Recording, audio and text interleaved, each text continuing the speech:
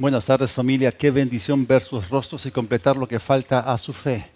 Bueno, vamos a entrar en la tercera parte de nuestra serie formando a Cristo en ti. ¿Saben que no hay meta más alta, más elevada, más sublime y noble de que Cristo sea formado en nosotros? Hay mucha gente que está buscando una serie de cosas que son vanas, son superfluas y a la larga son una pérdida de tiempo. La gente se vende por dinero. La gente busca posición, busca placeres. ¿Cómo se pelean por obtener una posición, un puesto de trabajo? Jesús dijo, hablándole directamente a los fariseos que eran avaros, que la vida del hombre no consiste en la abundancia de bienes que posee.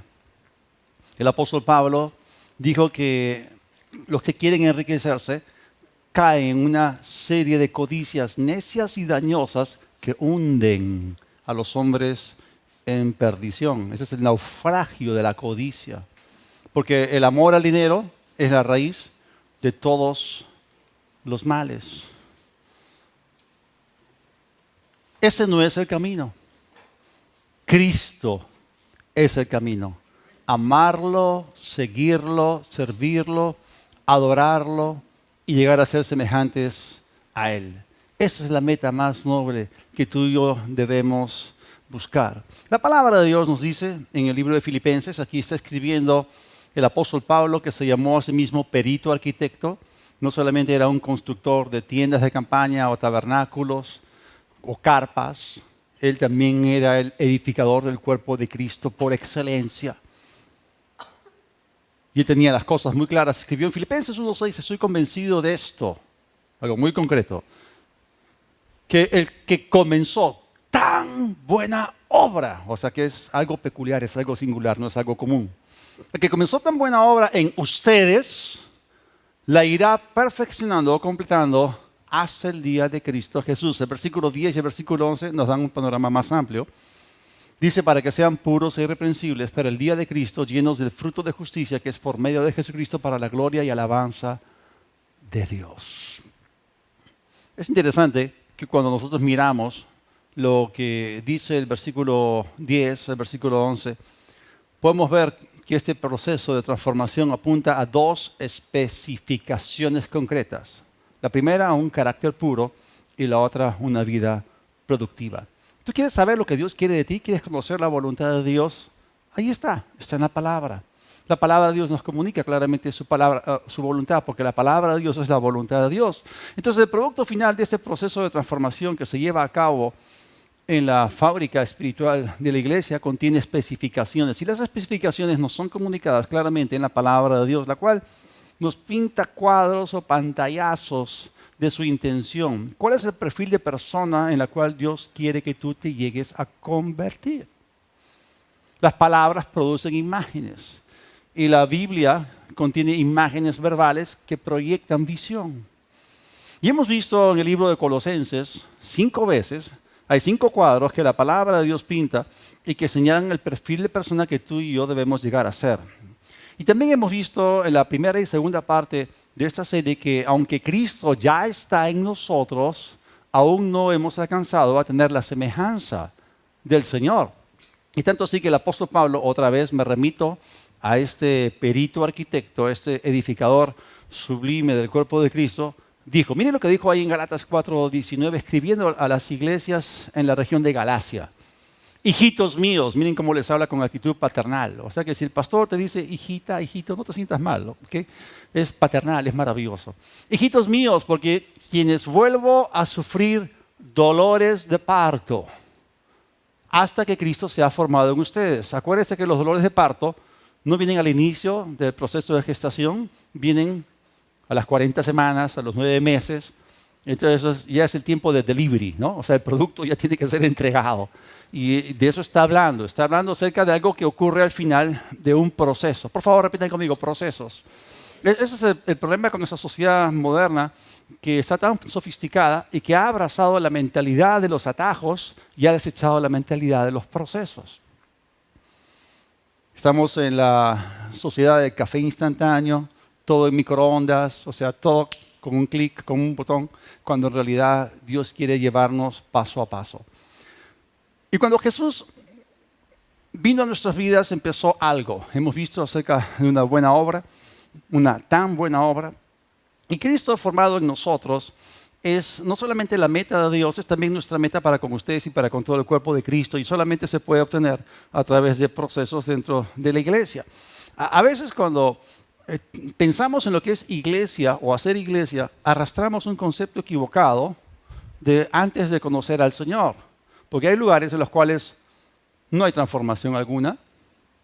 La persona que está al frente no ha nacido de nuevo, no tiene el llamado, no tiene palabra, no tiene revelación, no tiene el Espíritu Santo. Entonces una persona va ahí, no hay ninguna transformación, va, se sienta pasivamente, se cruza de brazos, consume oxígeno, calienta la banca y se regresa y sigue igualito.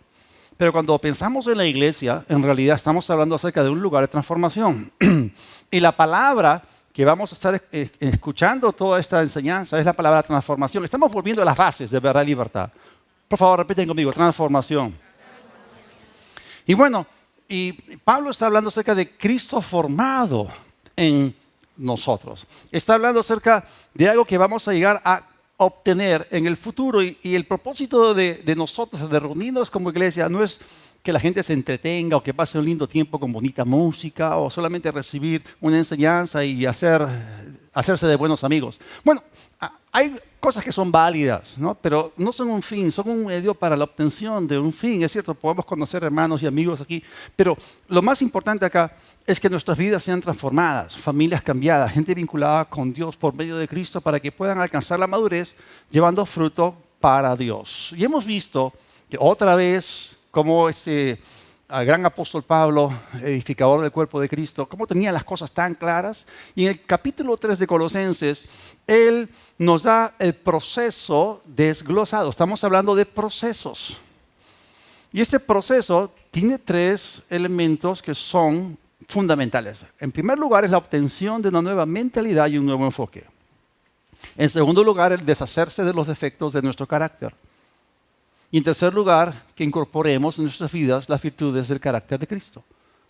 Ese es el todo del cristianismo, en realidad. Es el proceso bajo el cual nosotros debemos someternos para que la palabra de Dios pueda hacer su obra en nuestras vidas. Recuerden, ya lo hemos dicho anteriormente, que nuestros defectos de carácter que no se tratan tienden a empeorar. Y el fondo del asunto no es lo que tú eres ahora, sino en quién te estás convirtiendo. Y toda área de tu vida y carácter que no ha sido tratada y que no ha atravesado un proceso transformador, seguirá siendo una parte más de ti en la cual no eres como Cristo. Más de ti, menos de mí. De eso se trata, de ser como Él. ¿Y en qué áreas no somos como Cristo? ¿En qué áreas sí somos como Cristo? ¿Qué virtudes, qué defectos tenemos? Y es bueno hacer un inventario espiritual, porque eso arroja luz acerca de nuestra condición espiritual, por lo menos la que tenemos en el punto en el cual estamos dentro del proceso. Alguien dijo hace mucho tiempo, y esto es verdad, que una vida que no es digna de ser examinada, no es digna de ser vivida. O sea, Dios nos está llamando a que seamos brutalmente honestos y reconozcamos que todos necesitamos trabajo. Yo el primero. Este año cumplí 36 años en Cristo. Y cuando me pongo a pensar cómo era antes, Dios mío, cuánto he cambiado. Pero no es que yo me haya esforzado en cambiarme, porque eso es absolutamente imposible. A veces yo le cuento a la gente acerca de mi testimonio de conversión y no les cuento lo que yo hice ni cómo. Hay gente que piensa que uno se cambia de religión, pero no es eso. Yo les cuento de lo que me pasó. Es algo que me ocurrió, yo no lo engendré, yo no lo produje. Es algo que me sucedió y es fabuloso. Es algo que el Señor hizo en mí con su poder. O sea, no es un adoctrinamiento, no te lavan el cerebro con esto o con aquello. No, es el poder de Dios que te cambia. Y me pongo a pensar, o sea, he sido cambiado y sigo siendo cambiado, pero cuando me veo bajo la luz infinita de su gracia, de su poder, me siento completamente inadecuado, imperfecto, finito, limitado, incapaz de mis propias fuerzas. pero gracias a Dios por lo que Él ha hecho hasta ahora en mí. Él realmente ha avanzado mucho y me falta una eternidad todavía. Entonces, gracias a Dios que nosotros podemos avanzar. Y hoy día vamos a hablar acerca del proceso transformador. Vamos a concentrarnos en él, vamos a encontrar algunos detalles y cómo nosotros podemos colaborar con Dios hacia dicha meta. Pero hoy otra vez quiero enfatizar esto. Dios usa procesos para cambiarnos. Ahora, si nosotros tomamos como punto de partida lo que éramos antes de Cristo, el primer paso, obviamente, para tener este nuevo inicio es el nuevo nacimiento. En el nuevo nacimiento ya hemos dicho que el Señor nos transforma, cambia nuestro espíritu. Y esto el apóstol Pablo lo entendía claramente. Y él lo escribió allí en 2 Corintios 5, 17. Dice que de modo que si alguno está en Cristo, nueva criatura es. O sea que está hablando de una transformación inicial. No está hablando acerca de tu comportamiento, de tu conducta, está hablando acerca de lo que tú eres por dentro, tu naturaleza. Nueva criatura es las cosas viejas a nivel del espíritu pasaron, ahora son hechas nuevas. Tú eres cambiado por dentro. Es algo que te ocurre, es algo que tú experimentas, es una experiencia espiritual transformadora. Pasas de muerte a vida y de tinieblas a luz. ¿Se acuerdan la serie Nuevo Inicio? Hemos hablado del nuevo nacimiento. Ahí empieza la cosa, es el punto de arranque de nuestra vida espiritual. Es crucial este punto. Sometemos nuestra vida al señorío de Cristo, nuestro espíritu es cambiado, empezamos una nueva vida. La Biblia dice que hemos nacido de nuevo y tenemos la oportunidad para comenzar otra vez. Pero este nuevo comienzo es con una gran diferencia, porque tú y yo ahora tenemos una nueva naturaleza y tenemos al Espíritu Santo adentro. Cuando tú y yo empezamos la vida cristiana, no solamente somos hechos nuevos hombres y mujeres en Cristo, sino que también el Espíritu Santo viene a morar.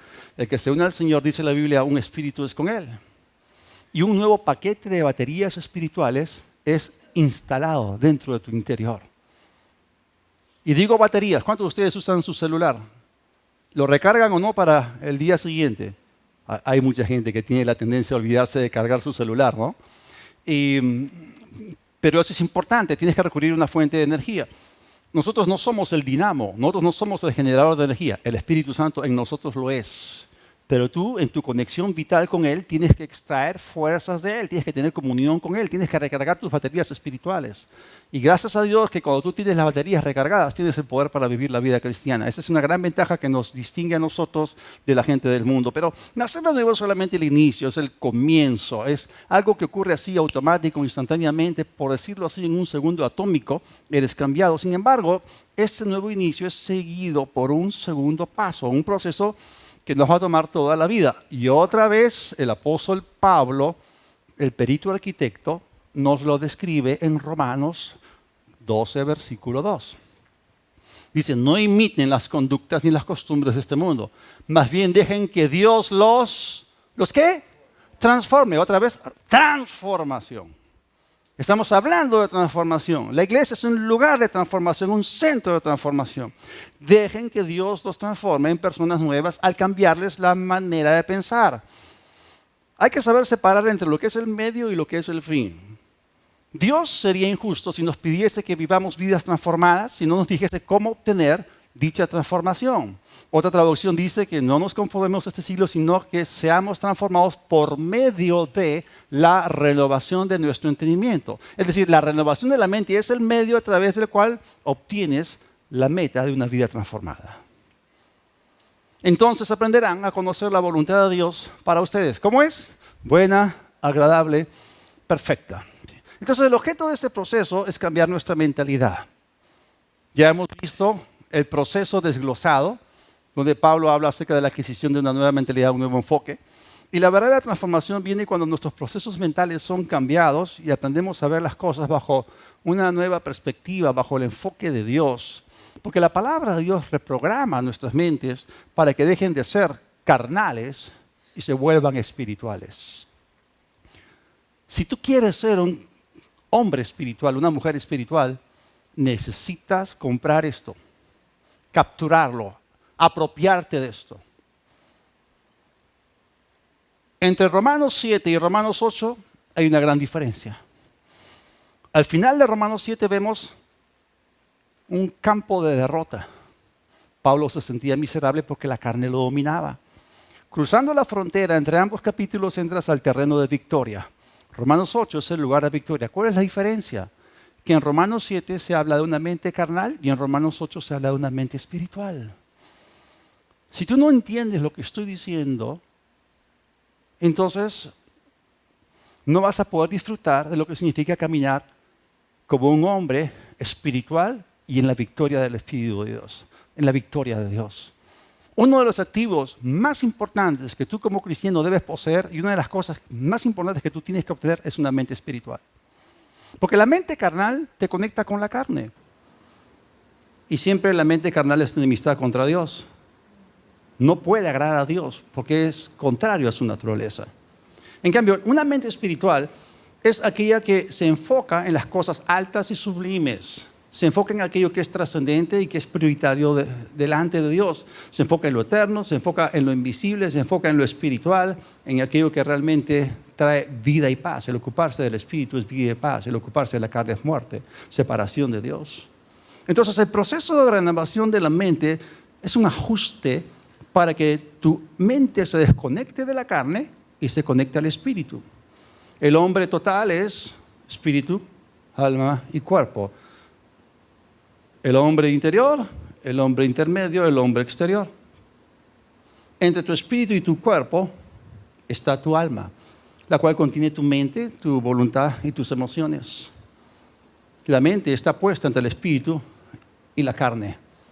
La renovación de la mente hace que la mente se desconecte de la carne y se conecte con el espíritu. En ese proceso de renovación para transformación hay una desconexión y una conexión. Y si tú quieres ser un hombre espiritual, una mujer espiritual, no te puedes dar el lujo de no conseguir una mente espiritual. Bueno, la mente carnal está bajo la influencia de la carne. La mente espiritual está regida por el espíritu y captura cosas mucho más elevadas y trascendentes. Entonces, este proceso de la renovación de la mente es sumamente importante. Y hemos visto que el reactivo que Dios utiliza, ¿se acuerdan de la línea de producción allí en la fábrica espiritual llamada la iglesia? Somos la materia prima. Y la palabra de Dios es el primer reactivo que interactúa con nosotros para cambiarnos, y nos cambia, efectúa cambios en nosotros. La Biblia dice que la palabra de Dios actúa en nosotros poderosamente. Y junto con este cambio de mentalidad y enfoque, hay otra cosa más que Pablo esboza en ese bosquejo, que tiene que ver con el trato de nuestras vidas para despojarnos de defectos de carácter. Entonces, la palabra de Dios, ¿se acuerdan ustedes que Jesús le dijo a sus discípulos, ustedes están limpios por la palabra que yo les he hablado? ¿En qué zona de la Biblia está eso? En los evangelios. ¿En cuál de los 4? En Juan. ¿En qué capítulo? Juan 15. Ok. Jesús dijo, ustedes están limpios por la palabra que yo les he hablado, pero el contexto se habla acerca de la agricultura. O sea, ¿cómo limpias tú un árbol para que sea más productivo? Lo podas. Entonces, si la palabra los limpió o los podó, está hablando de la tijera podadora, de la palabra de Dios que te corta todo aquello que causa de que te quedes improductivo. O sea, los cambios que Dios hace en nosotros es para que nos volvamos personas productivas, de eso se trata. Entonces, no solamente la tijera podadora de la palabra de Dios corta, y eso duele, corta nuestros defectos de carácter, eso lo hace para que tú y yo podamos tener esto, que florezca en nosotros lo que es semejante a Él, es decir, que los defectos sean cortados y las virtudes puedan florecer. Y esto, la Biblia lo llama el fruto del Espíritu. En Gálatas 5, versículos 22 y 23, ¿quién está escribiendo? Otra vez el arquitecto Pablo, el edificador de la iglesia. Dice en Gálatas 5, 22 y 23, pero el fruto del Espíritu es amor, gozo, paz, paciencia, benignidad, bondad, fe, mansedumbre, templanza. Y Pablo es experto en los detalles de las cosas básicas y fundamentales. Así que Pablo aquí está colocando una lista de lo que ocurre cuando tú eres un hombre espiritual, que tienes tu mente renovada, que produces el fruto del Espíritu. Él lo categoriza. Acá hay 9 características, acá tenemos 9 virtudes o 9 cualidades del carácter de Cristo, que son rasgos distintivos de Jesús y forman parte de la semejanza del Señor. Entonces, cuando nosotros renovamos nuestra mente, tenemos una mente renovada, es muy importante, caminamos libres del control de la carne y vivimos regidos por la influencia del Espíritu. Entonces, ese fruto comienza a darse en nosotros poco a poco, gradualmente, paulatinamente. Comenzamos a exhibirlo. Es decir, si tú lo tienes, si tú lo posees, entonces lo puedes manifestar, lo puedes exhibir. Si no la. Si no lo tienes, no lo puedes exhibir. Estas son características y la palabra característica está relacionada con la palabra carácter. O sea, si hablamos de nuestro carácter posee dos cosas. Por favor, repitan conmigo, defectos y virtudes. Did you know? ¿Sabían ustedes que la Biblia nos llama epístolas vivas o cartas abiertas? La gente te puede leer. El libro está abierto y somos leídos por los hombres. Cuando tú abres un libro, ¿cuántas páginas ves? Respondan. 2. La izquierda y la derecha. La primera contiene una lista de defectos. Eso es lo primero que la gente ve en ti. No debe ser así, pero ahí pasa. ¿Y cuál es la otra página? Donde está la lista de tus virtudes. La gente te lee. ¿Qué cosas están leyendo? ¿Semejanza a Cristo o what? Nuestra meta es que la página izquierda se quede en blanco y la otra página que se llene. ¿No es así? ¿Están entendiendo o no? Entonces, ¿qué es lo que la gente lee en ti? ¿Qué es lo que la gente lee en mí? Porque está hablando de características que son indicativas del estado actual de nuestro carácter. Entonces, algunas de las características que poseemos encajan con la semejanza a Cristo. ¿Cuáles? Las virtudes. Y otras características que nosotros tenemos en nuestro carácter son opuestas y contrarias a la semejanza de Cristo. ¿Cuáles? Nuestros defectos. Entonces, el carácter perfecto de Cristo no tiene defectos, solamente tiene virtudes. Ahora, todos nosotros, todos los días, interactuamos con la gente, ¿no es así? ¿Y cuántos saben que hay gente bien difícil? Dios nos ha llamado a amar a los que no son muy amables, que digamos. ¿Cuántos se han topado con gente antipática, chinchosa y cargosa? O sea, nosotros no queremos rodearnos de ese tipo de personas. La Biblia dice que el que se junta con sabios, sabio será; el que se junta con necios será quebrantado o destruido. La Biblia dice, asóciate con los humildes. Nuestra asociación, nuestras amistades tienen que ser selectivas. Las malas juntas o las malas compañías corrompen las buenas costumbres, dice la Biblia. La Biblia dice que busquemos o que sigamos el amor, la fe y la paz y todo eso con los que de corazón puro invocan el nombre del Señor. O sea, con ellos tenemos que juntarnos. A nadie le gusta rodearse de gente negativa. Hay gente que tira abajo nuestra fe, drenan nuestra fe. Son personas tóxicas. Y si tú te rodeas de personas tóxicas, te lo digo, el cortisol, que es la hormona del estrés, se te va a ir hasta las nubes. Y va a desacelerar tu metabolismo y vas a engordar. Pero eso es cierto. Entonces todos nosotros nos juntamos o sea, ¿han visto un carro que el motor tiene engranajes y tienen que interactuar unos con otros? Por ejemplo, en la caja, ¿no? Entonces, cuando tú compras un carro 0 kilómetros, el primer cambio de aceite es a los 1000. Normalmente, si tú le pones un aceite sintético, te puede rendir, ¿cuántos? 7000 kilómetros, 10.000. Pero el primer cambio de aceite es rápido, ¿por qué? Porque hay limaduras de hierro que se generan cuando estás asentando el motor. Y nosotros en la iglesia tenemos que asentarnos, porque la iglesia es una oportunidad para desarrollar nuestro carácter. Y el amor cubre multitud de faltas, porque todos nosotros tenemos defectos y la gente los lee.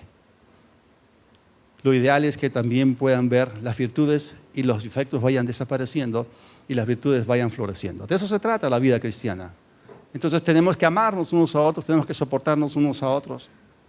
Y bueno, acá se está hablando acerca de ¿cuántas? 9 virtudes, desde el amor hasta la templanza. Es decir, a veces nosotros en vez de amar a los demás, nosotros somos los antipáticos. Es decir, la gente muchas veces tiene que aguantarnos a nosotros con nuestros defectos de carácter. En vez de amar a los demás, a veces somos antipáticos. Nuestros propios defectos de carácter también pueden incomodar a los demás. Luego se nos habla de gozo. O sea, a veces en vez de estar gozosos nos sentimos derrotados, deprimidos o desanimados. En vez de experimentar, número 3, paz, estamos tensos, irritados. En vez de ser pacientes, número 4, nos frustramos. En lugar de mostrar benignidad o amabilidad, vivimos pensando solamente en nosotros mismos. En vez de modelar bondad, terminamos haciendo lo malo. En vez de ser fieles, fallamos a nuestros compromisos. En vez de ser mansos, explotamos delante de los demás y nos resentimos. Y en vez de exhibir la virtud del dominio propio o templanza, dejamos que varias áreas de nuestra vida se vayan a la deriva. Entonces, Dios nos ha llamado para trabajar en nuestro carácter. Esas son las bases de verdad y libertad. Es más, cuando fundé la iglesia, hace unos 14 años atrás, mi primer mensaje fue acerca del Sermón del Monte. Fueron 24 domingos hablando acerca de Mateo 5, 6 y 7. Y todo tenía que ver con el fundamento, que es el carácter. Es interesante. Ahora, obviamente hay una gran diferencia entre una persona que está en la fábrica, está siendo tratada, y una persona que no ha empezado ni siquiera el proceso con el nuevo inicio, que es el nuevo nacimiento. Entonces, este es un asunto que tiene dos extremos, ¿ok? O te pareces a Cristo o te pareces al diablo. Esa es la verdad. Yo tengo un mensaje que se llama menos como el diablo, más como Cristo. O sea, Dios quiere que tú seas menos como la tierra y más como el cielo, menos mundano y más cristiano, ¿no? Y en las áreas en las cuales nosotros exhibimos estas virtudes, nos parecemos más al Señor. Pero en las áreas en las cuales dejamos que nuestros defectos de carácter resalten, ¿a quién nos parecemos? Estábamos leyendo acerca de mansedumbre, estábamos hablando acerca de dominio propio. Y esa gente antipática, caprichosa o chinchosa, vienen a provocarte, ¿no? Y aprietan tus botones. Y son tan precisos porque ya saben dónde presionar que causan una explosión, ¿no? O sea, con este botón yo consigo que él se convierta en un cristiano fosforito. Y de repente lo que ocurre contigo es una erupción en la cual tú revelas el contenido, no de tu corazón, sino de tu hígado. Y abres la boca y guácala, derramas malas cosas, ¿no? Entonces, en ese momento, cuando la ira y el enojo se manifiestan, ¿a quién te pareces? Al diablo, no a Cristo. Y eso arruina nuestro testimonio. Porque el mundo no está viendo nuestro amor, está viendo nuestros defectos. Y bueno, eso es parte de la carne, ¿no? La carne tiene una naturaleza caída, es la naturaleza de pecado y tiene la semejanza de Satanás. Recuerden, antes éramos hijos del diablo, ahora somos hijos de Dios y por eso podemos ser imitadores de Dios y no del diablo. Pero las virtudes de carácter de Cristo en ti te hacen más como Jesús, pero los defectos de carácter hacen que te parezcas al diablo. Ahora, habiendo dicho todo esto, les voy a hacer una preguntita, yo creo que es muy oportuna. ¿Cuántos en realidad quieren ser cambiados? Yo el primero. Necesitamos ser cambiados. ¿Estamos dispuestos a someternos a los procesos de la fábrica? Entonces, solamente una cosa te va a impedir a ti ser la persona que Dios quiere que seas. No es el diablo, no es otra persona, no son las circunstancias, es la dilación, es la procrastinación o la postergación, es dejarlo todo para mañana. O sea, hay personas que siempre sueñan con el cambio, nunca toman el paso, tienen el cambio en la mira, pero nunca jalan el gatillo. Si algún día voy a ir al dentista, algún día voy a levantarme temprano, algún día voy a ir al gimnasio, algún día voy a dejar de comer tanto, algún día voy a ser fiel leyendo la Biblia y orando. Algún día voy a involucrarme en los grupos pequeños de Verdad y Libertad. Algún día voy a servir como voluntario en alguno de los equipos de Verdad y Libertad. Algún día, ese día nunca llega. Y les voy a hacer una pregunta bíblica que tiene una respuesta bíblica. ¿Cuántos sabían eso? Que las preguntas bíblicas tienen respuestas bíblicas. ¿A cuántos de ustedes les gustaría pasar otra noche con las ranas? ¿Qué es eso? Es una pregunta bíblica. En el libro de Éxodo en la Biblia, había un faraón en Egipto que era tan necio, tan testarudo, tan duro de servir, tan tosudo, como dice el diccionario, significa terco, que él fue el culpable de que una serie de 10 plagas cayese sobre el pueblo que él gobernaba. Y cada una de estas plagas fue dirigida para humillar a los dioses falsos de Egipto. Ellos adoraban a los piojos, así que aquí tienen un montón de piojos para que los adoren y disfruten. Una de esas plagas fue la plaga de piojos. Otra plaga fue la plaga de ranas. O sea, las ranas están normalmente cerca del río. Pero bueno, el faraón no quería dejar que el pueblo de Dios saliese para adorar a Dios y todo eso. Entonces, las ranas comenzaron a salir del río por miles y miles y miles y comenzaron a invadir todo. Estaban en campo que era ajeno a su hábitat natural. Entonces, tú entrabas a una casa en Egipto, ¿no? Y entrabas y ranas en la sala.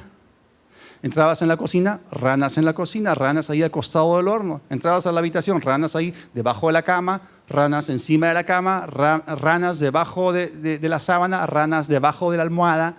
Entonces ya el pueblo pues venía, le hacía cargamontón al faraón. ¿Hasta cuándo vamos a tener esto del asunto de las ranas? Entonces el faraón hizo algo, a pesar de que era terco, bueno, hizo algo que era más o menos sensato. En Hechos 8, del Éxodo 8, del 8 al 10, la Biblia dice entonces, el faraón llamó a Moisés y a Aarón para hacer algo al respecto. Y les dijo, ruéguele al Señor que nos quite las ranas a mí y a mi pueblo. Entonces dejaré ir a tu pueblo para que ofrezca sacrificios al Señor. Y Moisés le dijo al faraón, dígnate indicarme cuándo debo orar por ti, por tus siervos y por tu pueblo, para que las ranas se aparten de ti y de tus casas y que se queden solamente en el río.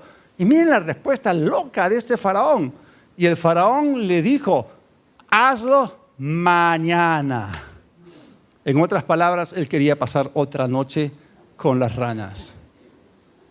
Y eso que nosotros hacemos, o sea, eso que el faraón hizo con las ranas, nosotros lo hacemos todo el tiempo con los defectos de nuestro carácter, con nuestras malas actitudes, con nuestros malos hábitos, malas motivaciones y las prioridades desordenadas. O sea, posponemos cambios que sabemos que son necesarios y beneficiosos para nosotros. Quizás porque somos complacientes, somos flojos para cambiar, pero cualquiera que sea la razón, retrasamos la acción. Y detrás de todo esto hay algo bien interesante. Por ejemplo, los ingenieros de la NASA nos dicen que la mayor parte del combustible se emplea, se gasta, se usa para el despegue de un cohete que en el resto de su misión. Ustedes saben que para que un cohete pueda despegar tiene que vencer un tremendo poder de inercia. No solamente está la gravedad, la ley de la gravedad nos dice que hay una aceleración negativa de 9.8 metros sobre el segundo al cuadrado. Vencer eso y toda su masa muerta requiere un tremendo empuje. Y cuando ya el cohete sale de la atmósfera y se ubica en su órbita, bueno, lo que se consume es muy poquito como para solamente ajustarle el curso. Pero eso es lo que pasa, es el poder de la inercia. Si tú quieres hacer que una locomotora que está conectada a una serie de vagones cargados de mineral, estamos hablando de toneladas, tienes un peso muerto increíble. Y para romper ese peso, ese poder de la inercia, la locomotora tiene que ejercer un tremendo esfuerzo. Y si tú le colocas un pedazo de leña trabando las ruedas de la locomotora, quizás no arranque. Y eso es lo que pasa con nosotros, ¿no? Eso cansa. Levantarme temprano, eso cansa. Leer mi Biblia, eso cansa. Entonces, no nos movemos, no tomamos acción, dilatamos las cosas y finalmente, ¿no?, nos estancamos en el proceso. Entonces, es muy común y Dios quiere que tú y yo despeguemos del ámbito de la carne y que ascendamos a la órbita del Espíritu, donde tú y yo caminamos en otro nivel, en las alturas espirituales. Dios no quiere que tú seas una gallinita mundana que picotea el polvo mundano, sino que tú remontes o levantes alas como las águilas en las corrientes espirituales del Espíritu de Dios. Dios quiere que tú seas como una locomotora que transita por los rieles de la perfecta voluntad de Dios. Pero en todos esos casos, sea para que un cohete despegue, para que un águila se remonte y para que un tren arranque, se requiere vencer ese punto muerto del poder de la inercia. Entonces, Dios quiere que crezcamos en Cristo, que seamos podados, que seamos limpiados y que el fruto del Espíritu florezca en nosotros. Ahora, cuando hablamos acerca de fruto, y dentro del espectro del fruto hay tres clases de fruto. Está el fruto natural, está el fruto biológico, y también está el fruto espiritual. Ahora, si nosotros queremos entender cómo podemos obtener fruto espiritual en nuestra vida, obviamente tenemos que recurrir a lo que sí conocemos. Se recurre a lo conocido para explicar lo desconocido. Toda verdad es paralela. Hay dos ámbitos. Está el ámbito espiritual y está el mundo físico. Ya nosotros estamos familiarizados con el proceso de la producción de fruto natural y fruto biológico. En ambos casos, si tú quieres producir fruta, entonces tú tienes que cultivar.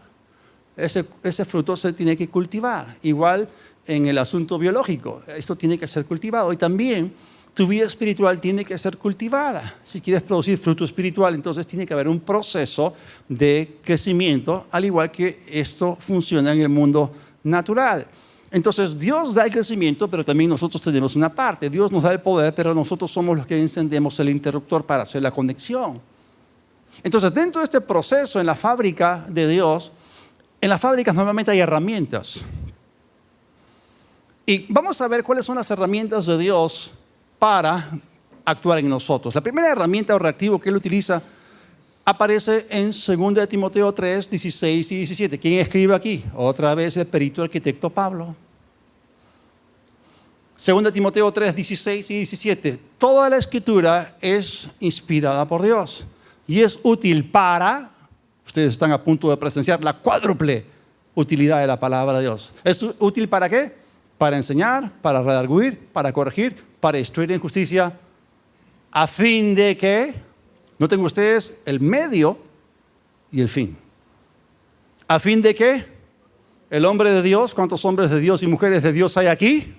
Sea perfecto, o sea, maduro, completo, balanceado, equilibrado, ecuánime, juicioso, enteramente preparado para toda buena obra. Traducción, una vida fructífera. Jesús dijo, las obras que yo hago, ustedes también las harán.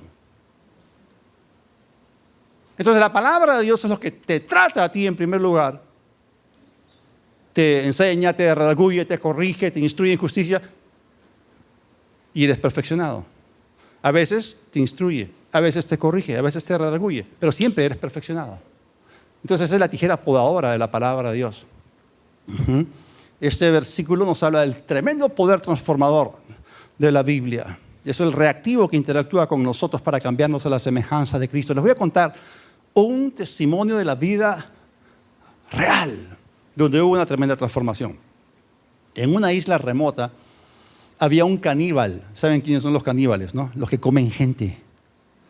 Había un caníbal, era una tribu, pero estaba este caníbal ahí y llegaron unos misioneros y le predicaron la palabra y este caníbal se convirtió a Cristo y experimentó un nuevo inicio.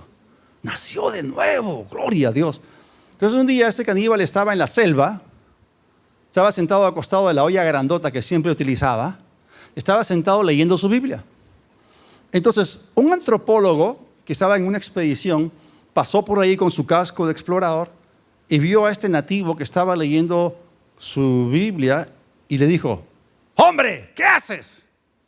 Se voltea y le dice, pues estoy leyendo mi Biblia. Con un tono burlón y sarcástico le dijo, mira, de donde yo vengo, del mundo sofisticado, del mundo adelantado, ¿okay?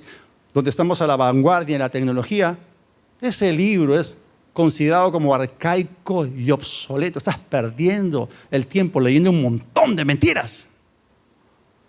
Entonces este nativo voltea y mira al hombre de arriba hacia abajo y le dice, disculpe señor, si no fuera por este libro, hace rato usted estaría en la olla y lo estaría cocinando para comérmelo. La palabra de Dios cambió su vida y su dieta también. O sea, la palabra de Dios nos cambia, verdaderamente tiene poder transformador.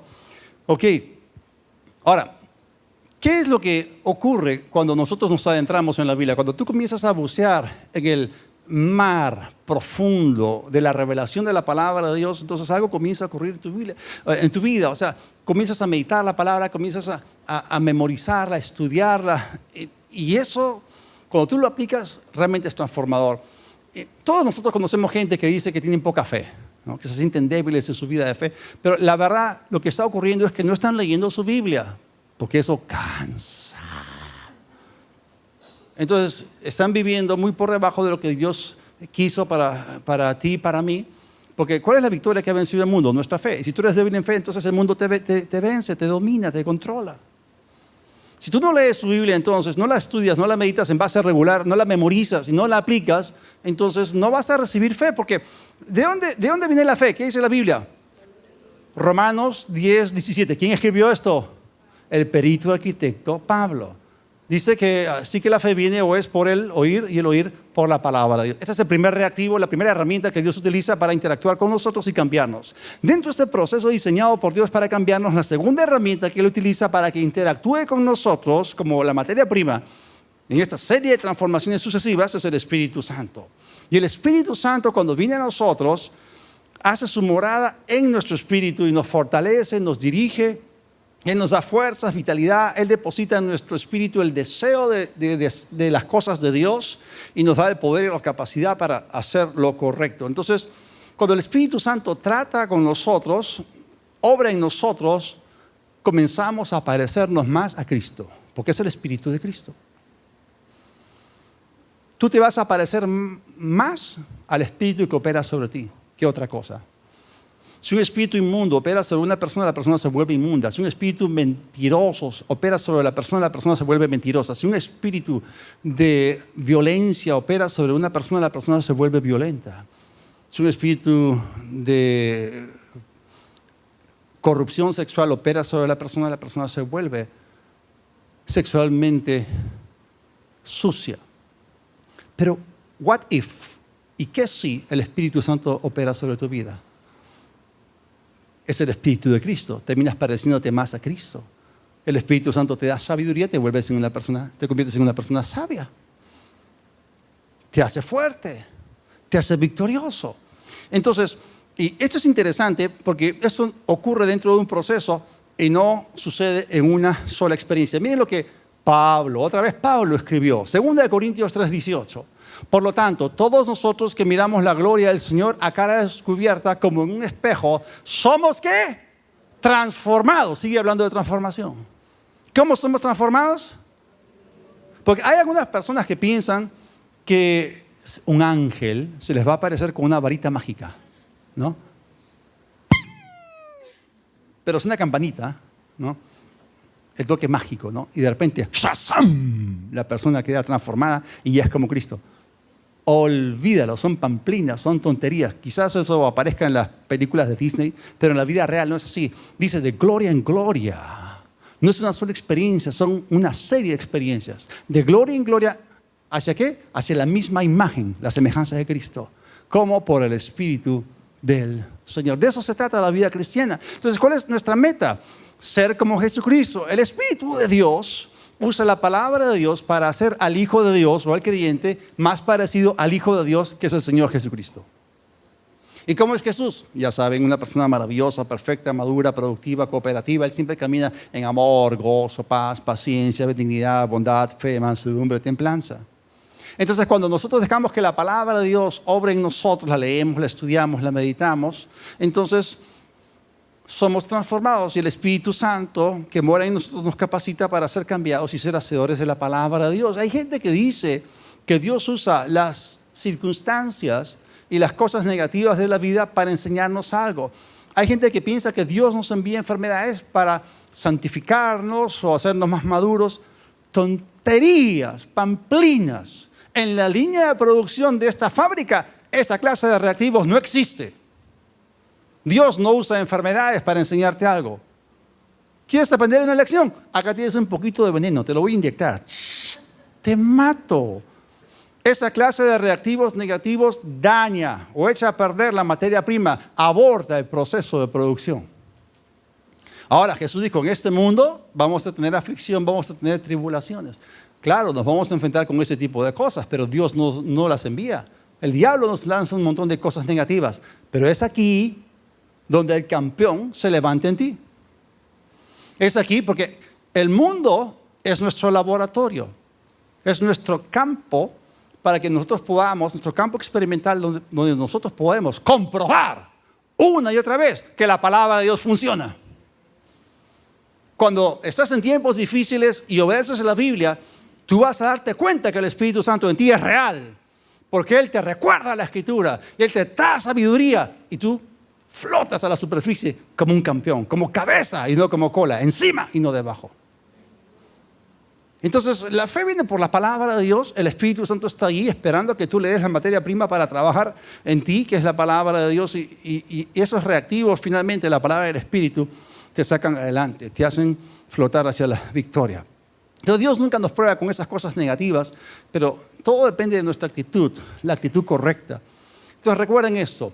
Parte del carácter de Cristo en nosotros implica desarrollar y poseer actitudes positivas en un mundo negativo. Y la Biblia dice que nuestra fe es la victoria que ha vencido el mundo. La actitud de fe es muy importante, pero si tú no lees tu Biblia, ¿cómo vas a adoptar esa nueva mentalidad y perspectiva y esa actitud de fe? Justo por la fe vivirá. ¿Cómo vas a caminar en victoria si no tienes fe? Lee tu Biblia. Conoce la voluntad de Dios. Ahora, estas cosas negativas que no vienen de Dios, a la gente complaciente y floja le dan un empujoncito para que se muevan, para que rompan la inercia, salgan de la comodidad y finalmente empiecen a moverse dentro de la línea de producción y se acerquen a la meta. Entonces, la parte de Dios en este proceso, y con esto terminamos, es esta. Él nos da su palabra y nos da su espíritu. Ambas cosas interactúan con nosotros para que nos parezcamos más a Cristo, para que experimentemos la transformación. Pero tú y yo tenemos que colaborar con Él. Plan de acción concreto para que seamos hacedores de la palabra que hemos oído hoy día. A partir de mañana, antes que cualquier cosa, antes de que encender tu celular, o irte a desayunar, o tomar tu cafecito, un jugo de naranja, o lo que sea, abre tu Biblia. Alimenta tu espíritu. Y en segundo lugar, ora a Dios. Y tú vas a experimentar una serie de sucesivas transformaciones porque le estás dando a Dios la materia prima para que trabaje en ti. Estamos hablando de experimentar una verdadera transformación en la cual Cristo es formado en ti. Toda cabeza inclinada, todo ojo cerrado. Oremos. Señor, gracias. Gracias por la verdad dinámica de tu palabra. Es viva y eficaz, más cortante que toda espada de dos filos. Y opera en nosotros los creyentes. Señor, decidimos ser obedientes. Gracias, queremos ser como tú. Gracias por empezar tan buena obra en nuestras vidas.